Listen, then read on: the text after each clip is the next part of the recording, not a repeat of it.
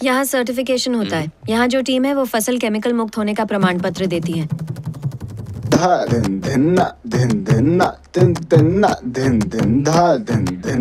वहाँ marketing office है, सारे विज्ञापन वगैरह वही देखते हैं।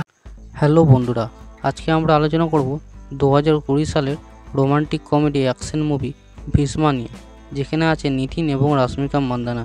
এই সিনেমাটি কি আমরা দেখা উচিত? চলুন শুরু করা যাক আজকের রিভিউ। ভীষ্মা হলো একটা মজাদার সিনেমা, যেখানে মূল চরিত্র ভীষ্মা একজন সিঙ্গেল ছেলে যার একটাই স্বপ্ন প্রেমে পড়া। নিতিন এই চরিত্রে দারুণভাবে অভিনয় করেছেন, কিন্তু হঠাৎ করেই প্রেমের চেয়ে বড় কিছু এসে যায় তার জীবনে। এক অর্গানিক কোম্পানির সাথে জড়িয়ে পড়ে সে, আর এখান থেকে শুরু হয় সিনেমার আসল কাহিনী। সোজা গল্প হলো উপস্থাপনা দারুণ বিনোদনমূলক। এই মুভির পারফরমেন্সের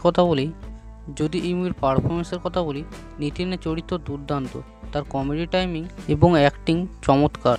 রাশ্মিকা মান্দানা যেমন সবসময় কিউট, তেমনি এখানেও দুজনের কেমিস্ট্রি খুবই সুন্দর।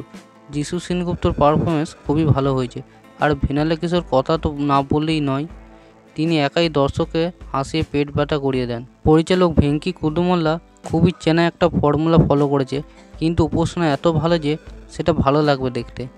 ফার্স্ট হাফ খুবই ভালো, সেকেন্ড হাফ একটু বেশি ডামা আছে, কিন্তু ঠিক আছে। মহতির স্বর, সাগরের সঙ্গীত খুবই মানানসই।